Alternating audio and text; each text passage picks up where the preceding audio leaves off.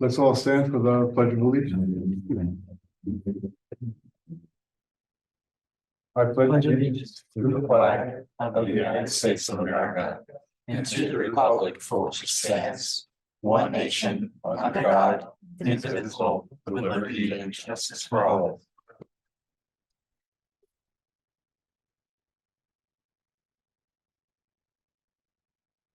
Okay, are there any changes to the agenda that anybody would like to request?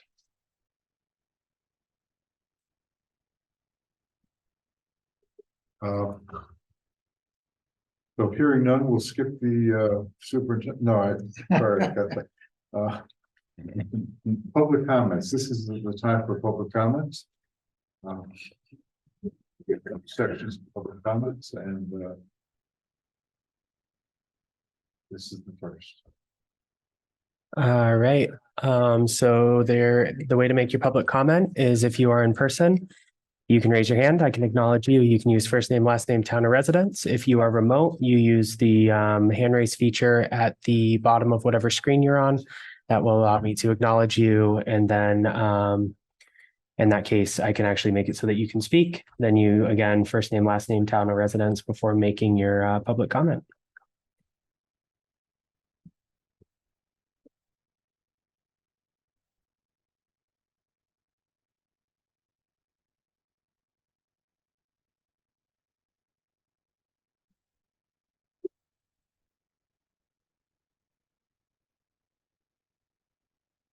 So while we're waiting to see if anybody would like to come on, I would just like to take a moment to welcome Nathan Flowers, who is from Jaffrey and who has agreed to serve as a board member between now and March, when there'll be a regular election for the remainder of Daisy Hawk's term. I think that's the way that works. Is that right, Ruben? That's correct. And we want to thank Daisy for her service. Daisy requested a while ago that we look for someone to replace her. She would like to spend more time with her family and child. And so we thank Daisy for her honorable service for the past year and a half plus. And we thank Nathan for stepping forward to fill in. Welcome. Thank you.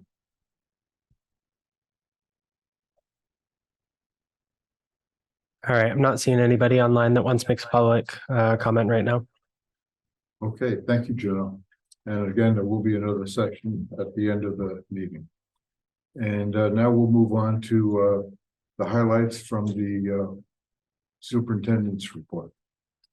Well, some exciting news that has just taken place today. This is from, I mean, it's in the Sentinel as well, and it's but this is from the New Hampshire Schools Administrators Association. Today, November 20th, 2023, the New Hampshire Superior Court rendered a directed verdict that the current level of adequacy funding is unconstitutional. This is a big moment, and there's special thanks to Dr. Kimberly Rizzo Saunders from Conval, who led the charge. I believe this is a quote from that decision. What is the base cost to provide the opportunity for an adequate education 239 years after the fundamental right was ratified in our Constitution? The short answer is that the legislature should have the final word, but the base adequacy cost can be no less than $7,356.01 per pupil per year, and the true cost is likely much higher than that. In light of this compelling evidence presented at trial, the court trusts that the legislature will set a base adequacy aid figure meaningfully higher than the $7,356.01 threshold, a figure that will fulfill the state's obligation to fund the opportunity for a constitutionally adequate public education. And it goes on a little bit, but that's just it. Huge news. Yeah. Nice. I believe there was a second decision relating to the statewide education property tax. Is that right? The Rand. Yep, Steve Rand. Okay. Swept. Yeah, I haven't had an opportunity to read all that. Okay. But that, yes, there were two decisions. Well, we really do have to acknowledge the Conval District for doing that, and Superintendent Saunders. Yep. Yeah, that's great. It's been a 4 or 5 year process. Several years, yeah. Yep, I was able to go to a couple of those hearings. One was when the commissioner was on the stand. That was an interesting and time frame. It's also a time frame when after a while you realized, okay, the state knows that they need to do something different. Next item that I think is of interest to our school board and to the community, and we've had some conversation around CTE and some of the work that needs to take place in order to actually put together a complete application. But we have today I met with the architects to talk about just some concepts of what could be for the proposed additions and a renovation of our current education construction trades. And so we're going to run you through a couple different quick scenarios just so that you have a little bit of an idea or a concept of what they're thinking. And then I'll talk to you about some decisions that I made earlier today that we can certainly go back on if you feel differently than what I told them. So these first examples, again, for those who are just tuning in and are watching online, this is a conversation that we're having. We've been having for several months. We currently have a very successful construction trades program. That construction trades program has increased in attendance and people taking it over the last couple of years, especially. We're really more or less at capacity. More than just the numbers of individuals in that program that we're at capacity, but it's the space itself. The space is inadequate, certainly. Although we've done some things over the years to make it better. And so it is definitely better than what it was even 4 or 5 years ago. Both from an air quality standpoint, the doors that we can get our materials in and out of, and also the space is more open than it used to be. Very active. If you go in there, you'll see people working all the time. Now, there's every 20 years or every I don't know how many years at this point in time, at least 20 years anyway, this entire cycle throughout the state that every CTE center would have an opportunity for renovation funds or new construction funds as technology changes, of course. And so we being this region 14 area right here, Conval, Messinic, and us, we are in that time frame for proposing some renovations. Conval has their proposal being put together, Messinic has a smaller proposal being put together, and we have kind of a medium-sized proposal that we're putting together. And so we currently do not have in our region right here culinary arts. We do not have cosmetology, both of those that have a strong interest and a decent percentage of job openings, at least projected in the future. Public safety is another program where we were originally looking at doing part of that program and sharing that with Conval. And talking with Conval, I'm not certain that they wouldn't actually just give that program all the way over. We have to have more conversations about the public safety. And then, of course, improving our construction trades area and space. If awarded, if a project was approved, and then the state would award us up to 75% of the cost for renovation or new construction. And that, we wouldn't go to a vote because we just have to have a vote for the other 25% or so from the community. That wouldn't happen until the year 2025. So we have a whole year we need to put some information out in January. We'd have a give and take back and forth with the state. We'd have more, we put more drawings together and so forth and keep that movement going until we have if we are successful, then we will go forward next, not this coming March, but the following March with a warrant article. Now, this is an example of if we were to do everything that we talked about. This is a drawing of this side of the high school. So where you can see down below, that's where we enter into the front doors of the high school. And so this is an example of renovating with the current cafeteria area and then building out in front of it. And then as a result, because you'd be displacing offices and things of that nature, that would end up having to be built over on this side, closer to where the Pratt Auditorium is, closer, I think a little bit behind. That's one idea. In this image, that Pratt is Not on it's there. not there. Yeah, Okay. it's down below, Down but below, you don't okay. see it. Yeah. So if we were to go to the next one, there's several of these. If board members are having a hard time seeing, I did email everybody the same document that we're looking at. Thank you. Thank you, thank you, thank you.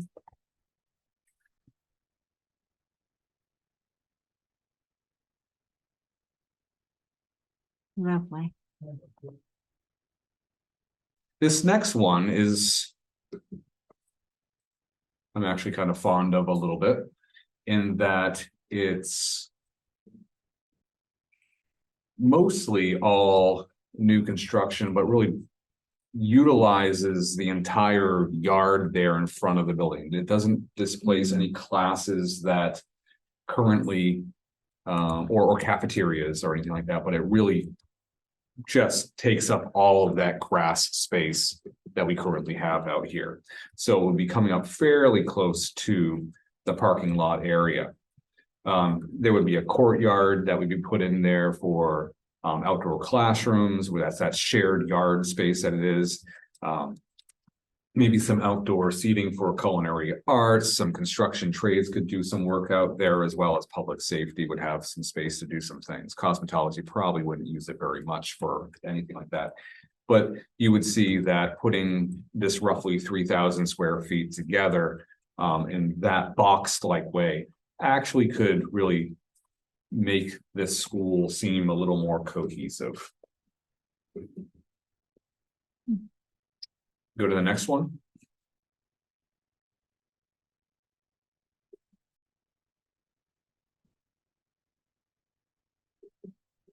The next one has the word demolish on it. That's when we know we're there. That wouldn't be it, I don't think. Unfortunately, this is a little janky. Okay, it's fine. Wanting to really scroll well. Wanting to show that. Yeah, we just showed that one. It's the one right after that. And maybe we can't see it.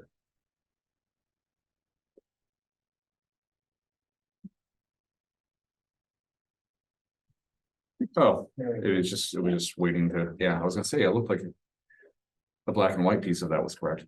Okay, so this is a little bit of a combo of some new spaces as well as some taking up existing spaces. And so you can see that this one, rather than taking the high school cafeteria, you take the middle school cafeteria area. Construction trades would be and cosmetology and so forth, and public safety would be put in that spot kind of nearby. And then the existing industrial arts would be demolished. So we get rid of that. And then working on a secured entrance to the entire place. Now, this part right here, if you were to go all the way over, you see a purple new gym built on the hillside. That's because the idea is that they would, this one seeks to renovate the current Pratt for the construction trades purpose. So if you do that, you'd have to build a new gym.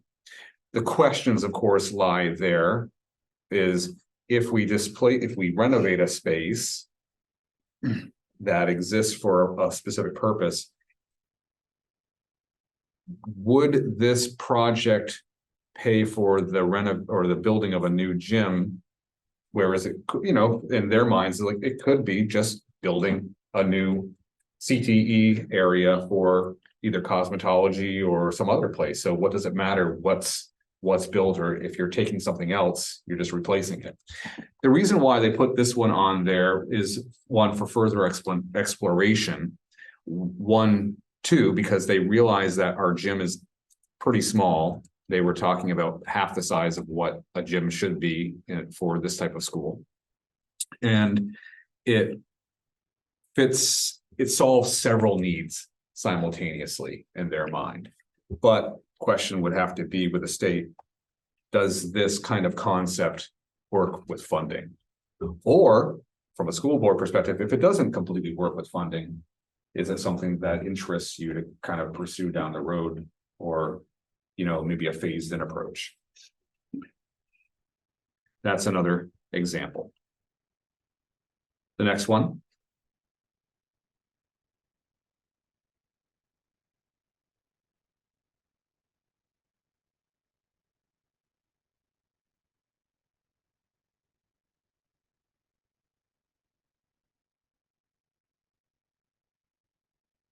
I think there's one just before that one.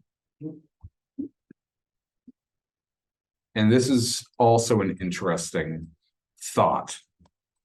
It would be, yes, that was it. Yep. I'll start explaining it because some of you have it in front of you, and when it pops up, it pops up. Oh, there you go. So it would be, again, demolishing the existing space that was there, putting public safety and construction trades behind the Pratt, and then having cosmetology and culinary arts. Part of the feedback was that they wanted it more front facing, those two, because the community could utilize those. You build that green arrow going in, that would be making an entrance.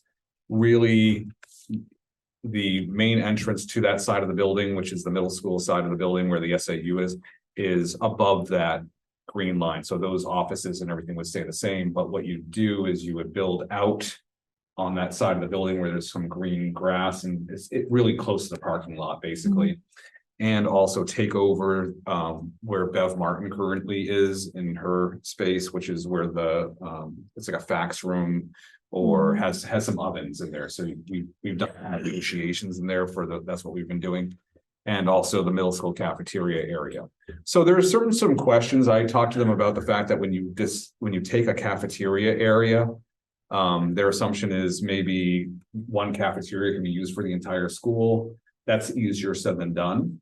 And so I said, if you did something like this right here, we might have to look at a renovation of the existing high school cafeteria, so that I don't know whether you could put another level, above it, kind of like, have a first floor and a second floor of it, or I don't have a clue what they could do exactly, but something else would have to be done. I think it would be very difficult to do the schedules that we have and be able to put all of those individuals in one cafeteria area. Certainly they could not fit all in the middle school cafeteria. There's no question about that. We can go to the next one. Those all involve renovations. Then we have a couple ones that just say new, separate building, either connected or actually separate from the main campus. Again, these are all happening here. That's a 30,000 square foot or 34,000 square foot building, and putting everything together. And you can see that would be out in front of where that grassy area is, just a standalone. If you have a standalone, it's not really even connected necessarily to the building. it's there. There's we're pretty far along. There's some stuff before that. That's the off-school site.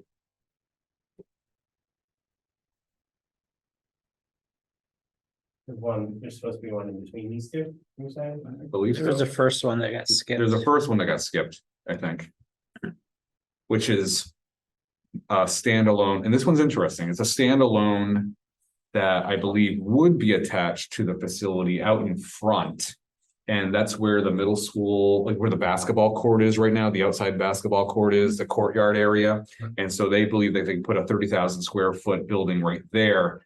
And then to make sure that you're not losing that basketball court outside space, putting you know, relatively, I mean, this would be a relatively cheap construction, a new outside basketball court behind that building area.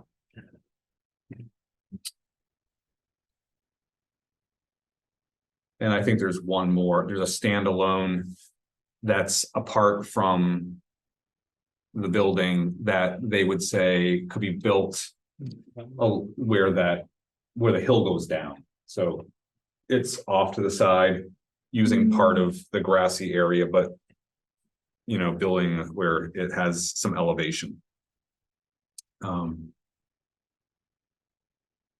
So there are several standalone scenarios, I think 3 that they had for this site that didn't involve any renovation whatsoever. New construction. So all that being said, all of those, they gave us several options, concepts that they feel can be done here on this campus. So when we had the Route 202 meeting, the individual said if it can be done on this campus reasonably, it doesn't make much sense to go forward with the planning necessarily for off-site. Because we know that the offsite does not have electricity. We know that it does not have plumbing. We know that it doesn't have Wi-Fi. It doesn't have a lot of things. Everything's just kind of raw there. We don't know what lies beneath, in a sense. You know, what are you going to encounter when you start to dig? There's some core samples that were taken that say there's a lot of sand. They're still looking at some of the very wet ground that is there. They feel that there could be something, whether it be hard pack or stone or something like that, a rock underneath that is causing that to be that water to sit up there on the grass and not dry out when it should dry out. And so that's the next one that we can look at. So they did see that they would recommend doing the construction a lot closer to 202 than we had originally thought, which would make a smaller road there. A lot of the other construction when the other school was going to be built kind of further to the right. They also talked about this is a relatively small project for that area.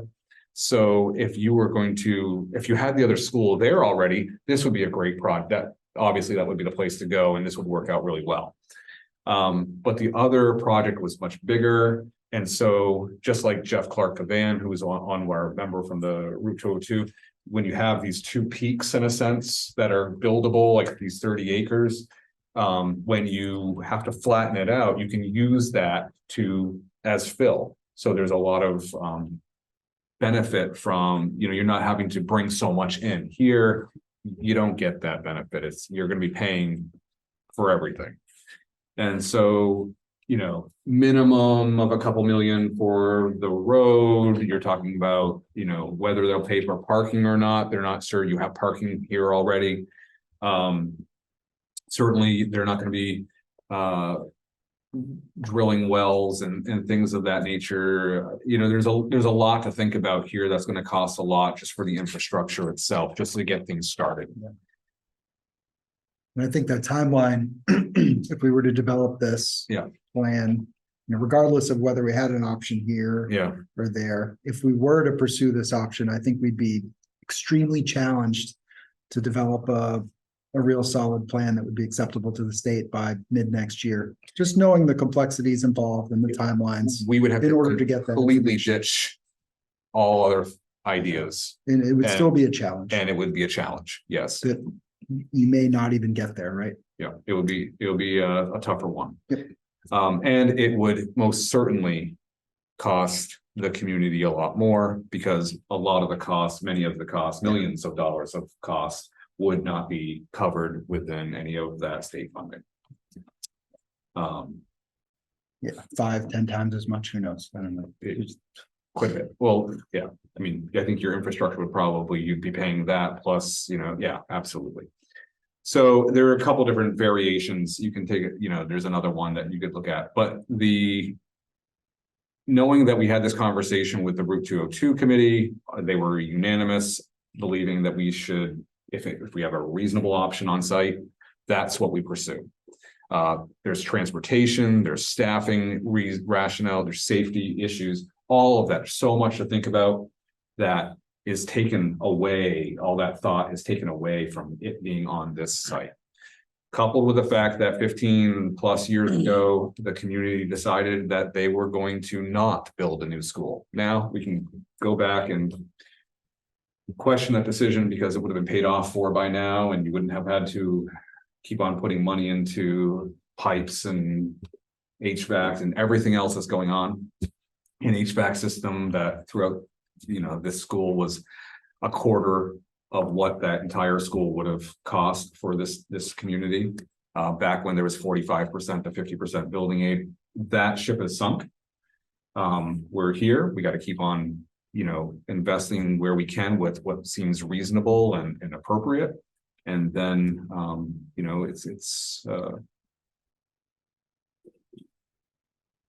I told them to take off the Route 202 plans to not spend their time pursuing that anymore.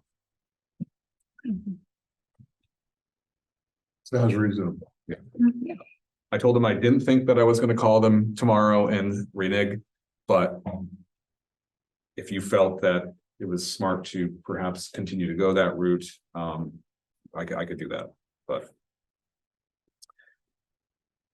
the last thing I would share tonight is that I had the opportunity as the superintendent of the 2023 superintendent of the year. There will be another superintendent of the year taking over in a couple of weeks. And so I know who that person is, was on the committee to help go through the selection process for that person. Person's well deserving. So that's exciting for that individual. I hope to be able to help that individual know exactly what to expect when different things are expected of them throughout the course of a year. This was in DC over the 13th, 14th, and 15th. It was the National Superintendent of the Year event. The National Superintendent from New York was a kind of a keynote speaker there. Did a really nice job, had some very interesting, innovative strategies that he had implemented in a school district that was a good size, certainly well-to-do. Nice, really nice turf football field. It was pretty, but nonetheless did some really neat work over there. So I can see why he was chosen. He was well-spoken and just a really nice individual. His name's Kevin. We were able to have several professional development sessions. We were the individual who is the current education, not commissioner, but the Secretary of Education for the United States was there, spoke to us for a bit. His name is Miguel Cardona.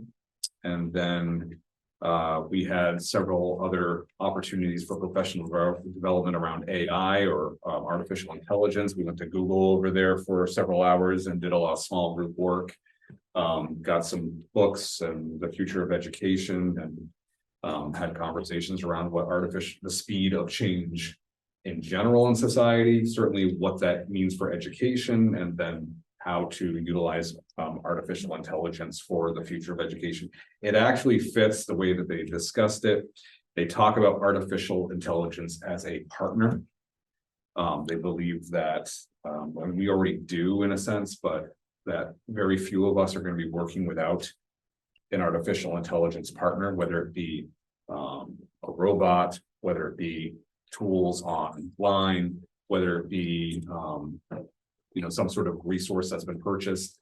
Our phone. our phone, everything, you know, so, and that goes along with our decision-making process of flattening that hierarchical structure where we have everyone making decisions and you got partners as part of those decisions as well. These are informing our decisions, our non-human partners.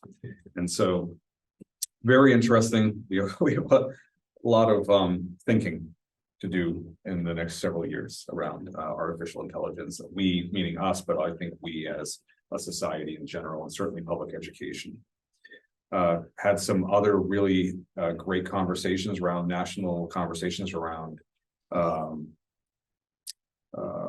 just grouping and regrouping kids, customizing or personalizing learning, things that we've been doing for quite some time or on the journey of doing. So it was nice to be able to have conversations with people around the country who were at kind of at the top of their field, who hadn't even given thought to some of the stuff that we were doing, which was really nice. And then there's some people who are doing pieces of it really deeply. And so made some contacts with those individuals to be able to connect with them later on down the road to see what they are in, like in Minnesota or other places. So good time overall. I think well worth the experience. Really neat conversations. Got to spend a fair amount of time with the president of the ASAA, who was great. And Ruben, what is the ASA? it's the same association as the New Hampshire chapter. It's just the national. School Administrators Association. Yeah, the School Superintendents Association, Ah, yes. even though it says AASA. Okay. Okay. Well, it's certainly a great honor that you were chosen for that, and you can see that some really interesting learning opportunities were associated with that. Yeah, you know, it was neat. Sometimes I'm skeptical of going to places. I don't like to leave the district, quite frankly. But this one, the conversation was at a nice high level, which was good. Well, I'm sure you had a lot to contribute. So. Good to listen, actually, to a lot of people, a lot of different ideas. Ruben, you've covered a lot. Are there questions that people would like to ask?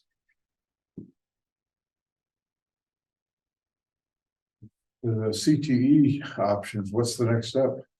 Next step is next week on Tuesday. We're meeting with the group again to talk about the application, making sure that we all are doing the application properly and are doing our part of that application, the fairly extensive application. And then on the 7th of December, they are coming here in person again to have more up-to-date kind of ideas around things structurally. And they're going to share that with some of the student groups, the building committee, as well as some of the groups that are individually giving feedback into culinary arts, cosmetology. They call them PACs. So they'll be here all day, and so you'll get more information about that once I have more information about it. In terms of the on-site options that you went through. Yeah. Well, what's your thinking about how that would be sorted out and, decisions? Well, I think that it comes down to two categories: renovating or building new. And so renovating is cheaper than building new. That being the case, if you're renovating and using space that is absolutely essential to what you're currently doing, and you can't understand what else or where else you'd get that space, Then it doesn't mean you don't renovate that, but you have to then either think about building other spaces, and that can be good. That's when you start to look at, well, this isn't a very efficient space for us. So if we did this, we gave up this space right here, and we, built something over here, another classroom or whatever like that, that would really be more beneficial to us. I suppose that's a good way of thinking. I think that's the concept with the gymnasium. Is the Pratt is insufficient for the building usage. It has been, it just has been for a long period of time.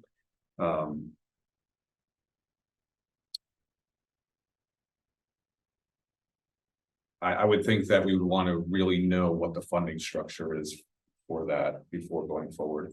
Because it's really hard, if that type of scheme wasn't taken care of through this process, you can go and apply for building aid, but they don't happen simultaneously, don't happen in conjunction with one another. And so you would really you'd have a lot of construction going on for a long period of time, because you can't just get rid of your gymnasium and not have one while you're waiting to get the other one fixed, so. But I do like that concept. I like the standalone concepts. I think they are probably put together a little bit easier. As much as I don't like losing the space out front where the out front that way where the basketball court is, it makes sense. Maybe Yeah. less disruption to Less operations, disruption. right? Yeah. I mean, renovation may be cheaper, but what's the impact on, the school day? That's not gonna be a quick project. It's not a quick project. Um, So yeah, certainly something to consider. And I'm intrigued by the standalone that they're saying could happen over here that would kind of, be used on that slope. Oh, yeah, I'm intrigued. yeah. I don't quite see it myself. No, Same. but it could make for some beautiful windows opening up. I think that aesthetic, you could do some really nice. But yeah, I gotcha. Yeah, to me, it seems like the process is going along, I think, as we intended, right? We started, Mhm. we were just talking about earlier, we started with a pretty wide view of things. We looked at all the options. It seems to be focusing on the location here. Yep. Now we decide, is it renovate, is it new construction? And then I honestly think that, with all of these other programs going to the state, there may be, we'll see how much money is there, I guess. I think we're Yeah. smart going in with all of these things, I think that this will change a few times between now and then, and I think Well, a big piece of it next year will probably be, I don't know if politically is the right word, but like the state's going to invest in programs that they want to see, right? yes. So, they're not interested in culinary, just throwing out culinary arts, right? Those are the sort of discussions that I think will have to take place. Yeah. I think the data that I'm looking at the requirements and the data we put together is, aligned with it, but then there's the kind of the people part of it too. What's their intent? So, yeah. Right, both at the state level and then also at the community level. Yeah. Okay, well, thank you. That's great. Sounds like it's been a very busy time and it's nice to see the report on how the CTE program is moving forward. I have a question. Yes, Going back to the first big bullet item about the court case, did the judge issue any timeline at which the state has to decide how much they're gonna fund schools, how well they're gonna fund the schools? Is this open-ended? You may not know that. Yeah, I don't know if I know that. Yeah. My interpretation is they've made the decision, state needs to comply, and they'll probably appeal. Yeah, but what if they, you would think so, but I could see the legislature dragging its feet for a while until someone sues them Yeah. again. The interesting thing about, reading about the SWEPT is, they ruled that was unconstitutional as well, that the wealthier towns are no longer allowed to retain that excess SWEPT.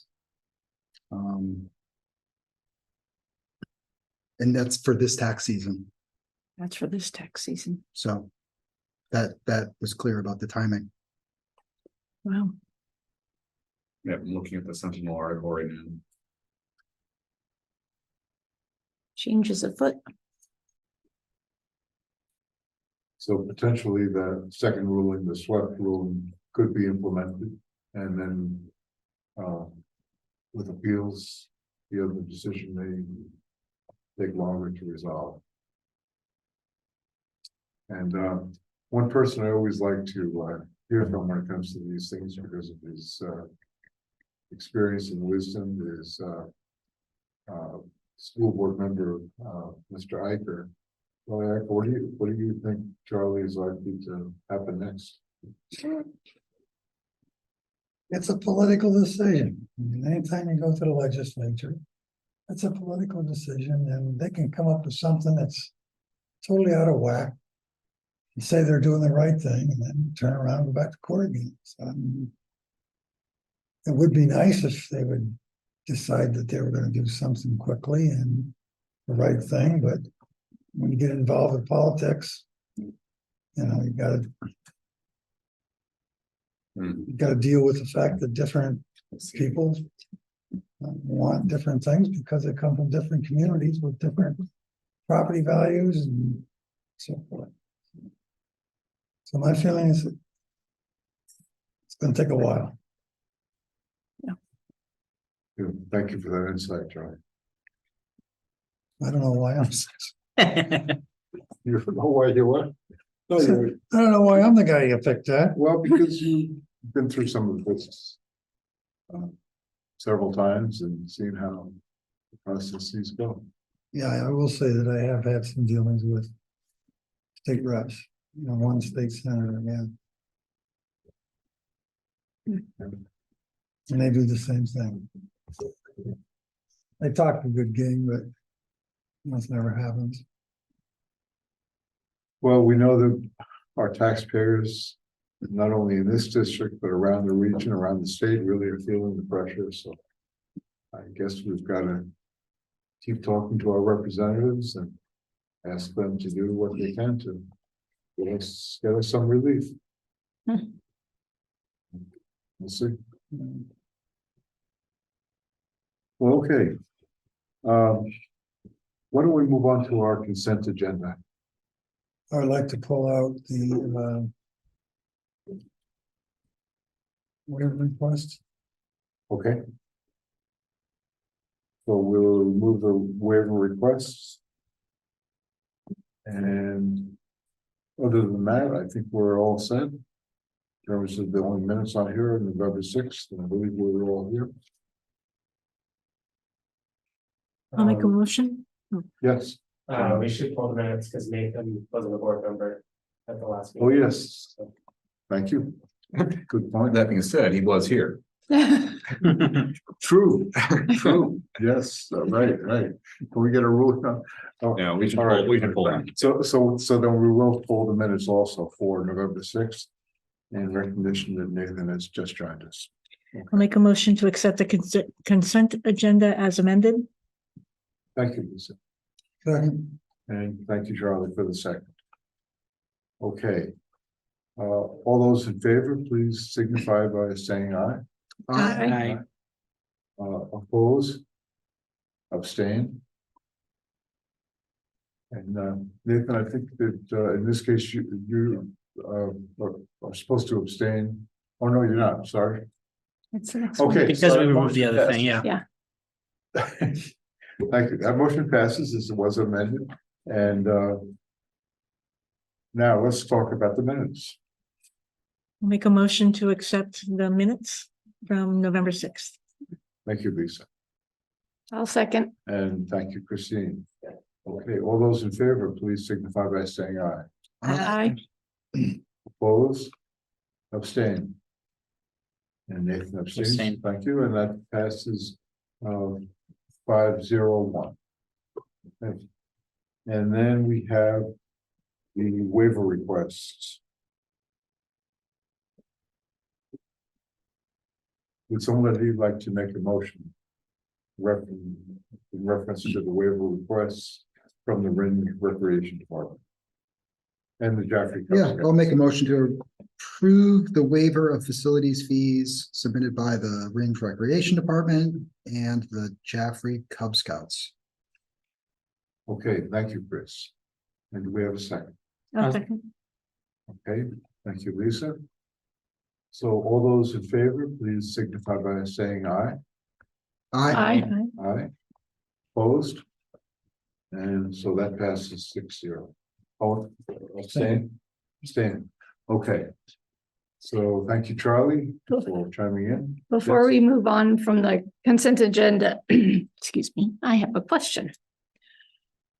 So last week we we voted for the winter coaches. And so what we voted for were all basically the new hires. So any coach that was a teacher and took a position, an additional position as a coach was not on that list. I'm wondering if we can change that. I don't know if it's a policy or a practice so that we get a chance to see the full list of coaches each season. We should actually have. Yeah, that, individual. what the Yeah. process that you're describing is typical. Are you saying that there were coaches that were on the stipend sheet that were not brought to the board? I didn't look at the stipend sheet. I know there was a coach that was hired, the middle school basketball coach. That was an internal hire, so that person It should was, still go on. Yeah, so that's just a question of me needing to reach back out to Heather to make sure Okay. that those are being sent to me. So We typically can it's, even put that person's name on tonight. Vote that person because it really should happen. okay. The boys, Right, so isn't adding it, it's on the stipend sheet and we just approve that, isn't that the same thing? you don't, you approve. what You acknowledge the You're stipend. approving receipt of it. Okay, So it's not approving the stipend sheet itself. So you're correct. That name should be on here. okay. Now it happened more recently, but that individual's name is Eric Is it Leclerc. on the stipend Eric sheet? Eric Leclerc. He's a PE teacher over at Rensselaer Memorial School. Mhm. And so he does actually, varsity coach in baseball. Wanted to work with the middle school kids in basketball. And in the very gym that he teaches as well over there, and working with, I would say, half or so of the kids that he has had, growing up. Having them grown up through the programs, the physical education programs over at RMS. So we'd like to hire internally if we possibly can for that purpose, for those relationships, and also knowing that he has training in classroom management, things of that nature. So we're excited about that. Eric Leclerc is the individual. There were other qualified individuals who applied for that role. It seemed to be a role that a few people wanted. But the decision really came down to the internal candidate. Okay. Well, shall we have a motion then to approve Mr. Leclerc? Is that- I would ask that we do that. Eric Leclerc for the boys middle school So, basketball coach. Make a motion to approve nomination of Eric Leclerc as middle school Boys basketball. basketball coach. Thank you, Charlie, I'll second. and thank you, Christine. If there are no questions, then all those in favor, please signify by saying aye. Aye. And opposed? Okay, so that passes 6-0. And thank you, Christine, for bringing that to our attention. Mhm. So moving on to our action items, the 2023-24 school district calendar. All right, well, you approved the 23-24 school district calendar a couple times, actually. But we did have a day in our calendar, I believe it was the 6th of February, that we had taken off just to hold a space. Because we were waiting to find out when the first of the nation primary, the voting would take place. And so that has been announced, I believe.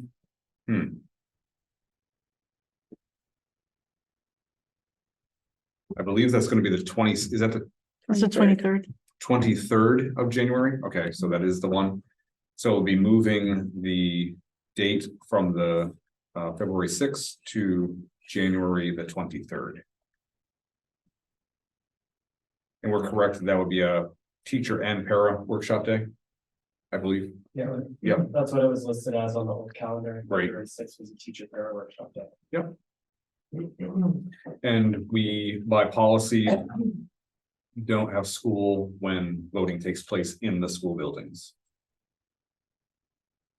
When we acknowledged when we approved the calendar last time that date likely would move based on the February 6th date, based on whatever date the primary was, because that was the intention of putting it there. So this is just the official. We'll move away. Just think. Hmm? Just think. Listen. So we would just ask that we change it and then I'll communicate this out. And so this calendar as presented is the revised. Is the revised, yes, it moves, it was read on the 6th of February. It now is read On the on the 23rd. 23rd of January. Okay, very good. Just gonna change the notes, it looks like. Yeah, this still mentions it, but it's just I'll not. make a motion, we approve Okay. the changes as submitted. Yeah. Okay. And we'll change the notes, yeah. I'll second that. Okay, and so we're voting now on the changes? Yeah. Or just, okay. All right, so there are any questions? No, then all those in favor, please signify by saying aye. And opposed? There were none opposed? And I don't think anyone was abstaining, so that carries 6-0.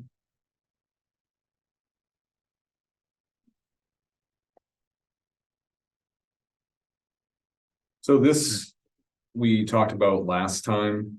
And I guess want a motion for us to officially do this. This is the exact slide that we did last year.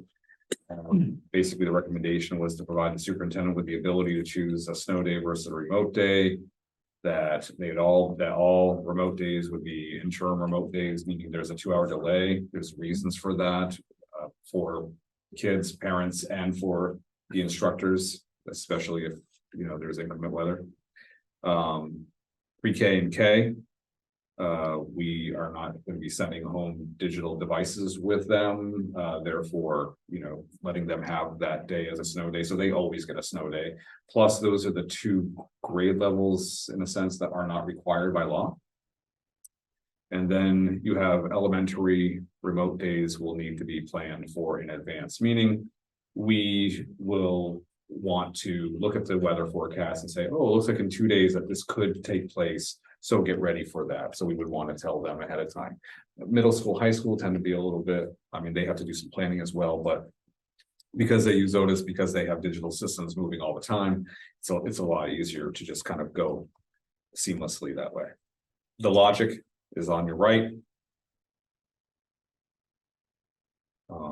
I would like to request, if we're open to discussion yet. Yeah. I would like to request that all the language be changed to inclement weather and take snow completely out of it.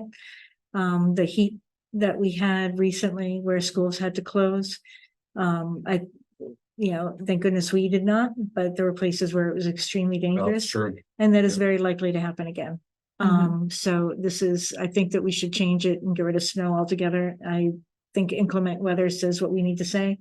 And would like to recommend that change. Okay, thank you, Lisa. This document's nice, and I think it would be good. I don't know if it's been kind of published before. Obviously, it gets published in minutes, but not as many people look at them. It would be nice to, probably a good time to send something like that home, attached to one of the newsletters, just because I think parents ask these sort of questions like, why are we starting 2 hours late? And, Sure. the logic is all, to me, very solid. I guess you could agree with it or disagree with it, but it makes a strong case for those decisions, so. Yeah, I'll make a motion then that we approve the inclement weather recommendations as amended. As amended by Lisa's comment. Amended Yeah, by Lisa. so the word snow day would be taken away and replaced with inclement weather day. I'll second that. Okay, thank you, Charlie, and thank you, Nate. Is there any more discussion? If not, Juno? Bit of a procedural question, just because it was brought up. Again, this is a slide that we put up on the agenda. It is something that like theoretically is public knowledge. But we don't have it as any sort of like definitive, like, it's not a school district policy. It's not like anything like that. So I guess I wonder if the board has any thoughts to perhaps trying to make this officially published in some way, shape, or form as like just a rule moving forward. And is this something that has any specific lapsing timeline, or is this just becoming the norm now? Just so I know whether or not we have to bring this back up in future years around this time of year, or if it's just the intent is that this is now just the weather policy of the district. I'll say that I've I still recommend that even maybe for the next couple of years, we do this on an annual basis. Things change. The board changes. Community perception changes. I think there's another district nearby that changed their policy from last year, which was, I think, doing mostly remote days, to now naming that they're going to have snow days and some remote, but they actually made, I think the motion was that they and the vote was that they actually chose a number of snow days that they would, do up to. So this type of thinking here, just as weather can be sporadic and crazy and within New England, people's minds change, but also technology changes, people's capacity, ability to, like, maybe pre-K and kindergarten. Hey, why don't we do something remote? Why don't we have a better plan for that or something? I don't know. I mean, there could be a lot of things that can change. I see your communication director hat and role, and I really appreciate that. We've taken to doing this before snow. And what we're finding is that's really not something that is the only reason we need to go remote. And so my recommendation would be, and this has remained a good protocol for years now. This has been our protocol. And people are used to it, and this has worked. But I agree, we should review it each year. But my proposal, I think, would be to review it when we review the student and staff handbook and make sure it gets into that. So instead of doing it now, we should be doing it in the summer as part of the handbook, and this should be probably part of that, would be my thought. In fact, I think we even had to delay the start of school 1 year because of not so much inclement weather, but mold. Right. So having this reviewed. Oh, due to weather. Right? Due to weather, right. Yeah, right. That was due to weather. Turn those days into remote days. So I agree with Lisa. Okay, so the plan then is to approve this as amended, but with the understanding that in the future, this would be done at the beginning of the year. That's a great idea. Okay. So all those in favor, please signify by saying aye. Hi. Aye. And opposed or abstain? None. So that carries 6-0-0. Okay, thank you, Ruth. And now on to policy. We do have quite a few new policies to review. This is the first reading. Lisa, are there highlights you'd like to touch on? Sit back, everyone. So the reason that there's so many is because early fall every year, the New Hampshire School Board Association comes out with policies that they have reviewed that they are strongly recommending or requiring edits or additions to. And so we always need to take time in the fall as a policy committee to review those documents and say, which of ours really need to be updated or added to. Nearly all of these are required. And so please do look through them, but there are two that I do want to call your attention to in particular. The first one, FAA, would you mind opening that one, please? This is not a required policy and not currently a policy that we have. It's an interesting policy, though, that we found. And if you scroll down, Juno, please, to the first green highlighted. And when I asked Juno to put these policies in, what I included was what's called the red line version, which means you're going to see the highlights to the changes from the New Hampshire School Board original ones. This is a policy they've had, but they updated it in light of charter schools. And what happens is apparently, if as we're reading it, if we have unused facilities that do not have a designation within 2 years, then a charter school can use that facility. So please think about the implications of that. Now, charter schools pop up right now. There's a big impetus in New Hampshire right now for charter schools. And as I'm thinking about it, I can't really think of the facilities that we have that we don't have a capital plan for, which is where capital planning really facilitates taking care of this. But we do have property. And as I'm looking at this and seeing facilities being, I can't help but wonder how long it will take for unused property to be included in this kind of a scenario. We have unused property that we currently do not have a plan for. Now, this policy is the beginning of us structuring ways to protect what we have currently from being utilized in ways that we, as a school board, have not, really agreed to. So I would ask you to read this carefully, like put on some sort of lawyer glasses, because it's an interesting premise that we haven't had to really deal with. But this is a proactive thing. So please take a look at it, read through it. And for the second reading, let's see what your thoughts are. I don't know if we want this. I don't know if this is necessary for us. It was an interesting thought. Good. Good for you, good catch. This was at the law conference that John and I attended. That was just last month, John. It seems like Yes, that's right. absolutely forever ago. Get along. That was last month. They held special sessions on all these new policies, and I did attend this one. And you're exactly right. And I asked the question directly in the session, like, does this include property?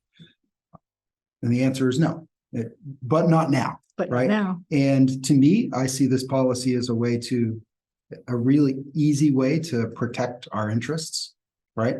Because really all you'd have to have is a list and say, I would recommend probably even including that property and, defining the use as a future school location to protect us. And Right now, we just, let people ride their snowmobile. yeah, right.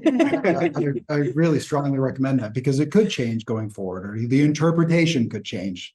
So I think it's a really good idea. And it's, if you can read through the language, but it is that we would need to sell it, right? It just doesn't become the property of a charter school, right? They have rights to purchase it from us, and we need to enter into good faith Right. negotiations. but they all get of that first process. refusal. Yeah, absolutely. They get first refusal. Absolutely. So It's to an me, interesting. I do. And after sitting through that session, I do strongly recommend that we do implement this and do include that, to me, one of our most valuable unused assets, even though it's not currently covered here. It's an easy way to really just protect our interests. Good. The second policy that I'd like you to have your eyes on is second to the last, IKL, Academic Honesty and Integrity. And I'm truly pleased that the New Hampshire School Board Association has put this forward. This is something that I am very pro getting into our schools right now, policies and guidance on how this can best be utilized in growth mindset, not fear mindset. And I believe that this policy helps helps create that. This is adding a generative artificial intelligence aspect to our, what you would call plagiarism and cheating kind of policies, those kind of things of how we do academic integrity. And this gives some language to how we can recognize that generative AI is something that can be useful and can be destructive and should be monitored and should be respectfully utilized in whatever ways we can. So definitely read through it. And I'm hoping that there is some principles I'm hoping there's some admin. Please look at this in light of how this could actually change curriculum. If there's somebody in our district saying, absolutely not, never, this goes against that. So this can't be, this is something that people need to know that this is here. So this isn't just a hideaway policy. This affects curriculum. So I hope that not just the school board reads this, I hope that this is now public view, that people will see this and share it and start the conversations. So in my master's classes, I can already see AI being used in a lot, even discussion posts, because it's once you use it, you can see the patterns that it tends to use. If you use ChatGPT, they pretty plain how they use it. And I think there is ways that you can use it properly and ways that it's improper.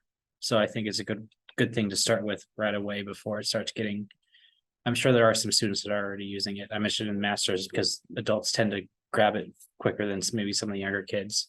Like when I was younger, we had Spark Notes and that teachers found that out pretty quickly. Good. Okay, good discussion. Any other thoughts or comments on this one? Okay, thank you, Lisa. All right. So we'll be looking at these again on December 4th, I believe it is. And approving them then, or discussing whatever. I mean, I remember, not to slow us down, but I do remember, and Lisa, maybe you can correct me, as far as the meeting minutes policy was, I don't think I attended the session, but maybe was aware of some of the discussions at that conference, where I think well, it's just, I guess, a recommended policy, so.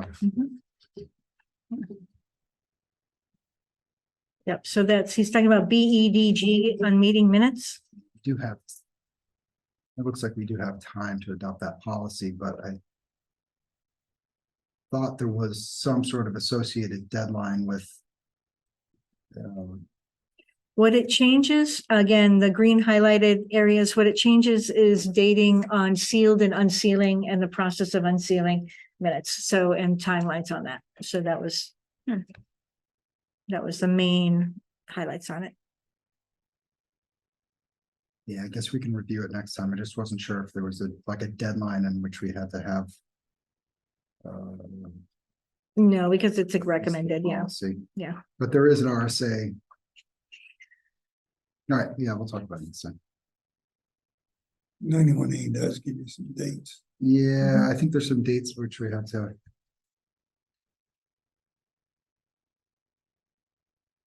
All right, okay, I'm good. all right. Let's move on then to board committee updates. There have been a number of finance committee meetings since since our last board meeting. We had a facilities committee meeting today. Charlie, do you want I've to? heard presentations from facilities, from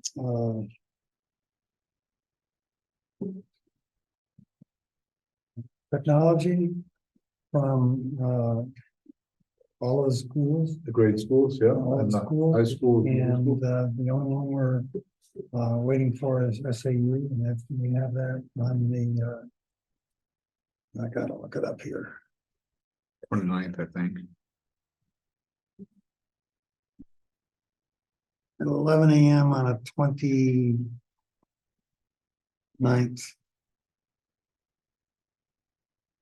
And then the following Saturday, the school board gets to see it. We haven't seen any of the line items yet. Probably because I didn't ask for them. But I'll get, ask Carrie to get some line items. Get a list of the line items and go through it and see if there's any issues. And anyone else who wants to go through tomorrow? You're very welcome. The big For knowing they are. The big push for the schools is to continue the full day preschool. That is what it seems as though all of the principals are emphasizing as a significant need, priority.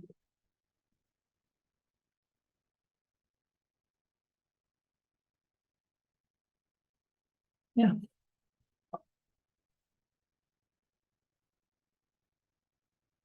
What about facility? Well, facilities met today and yeah, discussed a number of things, including the interest in looking at how we can upgrade our fire panels and our security systems. And we've been looking for a while at our current security contractors to see if there are other options and alternatives. We also did discuss the need to and the options for updating our fire panels, because they've been around a while, and it feels time to look at them and make sure that they're up to date.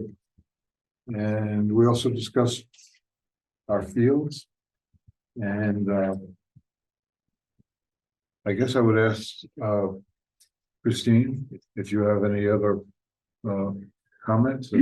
We did get a report of how the $250,000 that the voters kindly allowed us to hold on to, how that money is being spent. And there's quite a bit of carpeting and painting that's planned or happening in each of the schools. And that money is really going to help with bring our facilities to have a nicer aesthetic, to have floors that can be cleaned without the toxins that we currently have to use, the PFAS chemicals that are used to clean some of our floors, and possibly to cover up some asbestos flooring to encapsulate or encase them, and to continue to improve our facilities. So it was good to see that list and the plan to get all of that done. Hey, thank you. Christopher, do you have anything you'd like to add? Yeah, I just think it's interesting, right? I think we have a good kind of balance right now, but it is difficult with, aging schools when we're talking about, facility upgrades and things like that. We do have some, potential new larger projects, but it's always, you got to kind of balance that out with the priority to keep your existing infrastructure up and running, right? Is to me always should come first, right? So it's an interesting dynamic in those meetings when we start talking about, oh, maybe we could do this, but then it's like, well, let's make sure what we have is, well maintained, so it doesn't become a larger expense. So I think that, being that our facilities, even our newest facilities are very old, that's going to kind of define our decisions in the coming years about, really making sure we're first maintaining what we have, and then balancing it with smart decisions about what we want to add, and recognizing that there's some cost to maintain there too. Mm-hmm. So yeah, I'm happy with the discussions, and I think that's the challenge here right now. In particular, we were discussing the overused parking lot at the track and how that could possibly be made safer. We did not reach any answers. Yeah, all right. So there's lots to do and lots the facilities department is working on, and we're all looking at how we can prioritize not only what needs to be done, but also the use of the funds. All right, thank you. Any other committees that have met since our last meeting? Policy committee met, we reviewed these, and also decided to not meet in December. The timing was just too tight for multiple other meetings. So our next meeting will be January 4th at 4:30.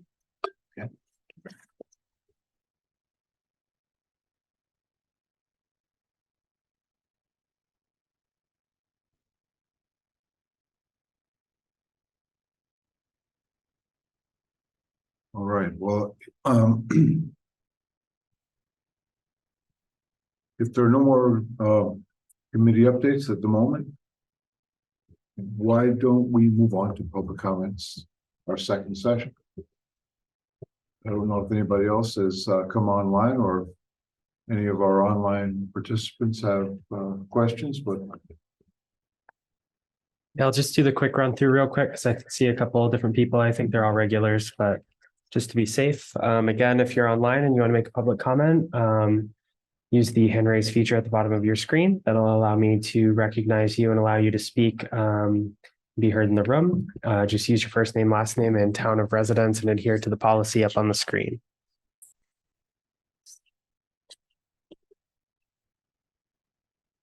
okay, thank you, Juno. And we'll give people a couple of minutes to see if they raise their hands, their electronic hands. In the meantime, does anybody have any board matters that they would like to bring forward? I have a quick question.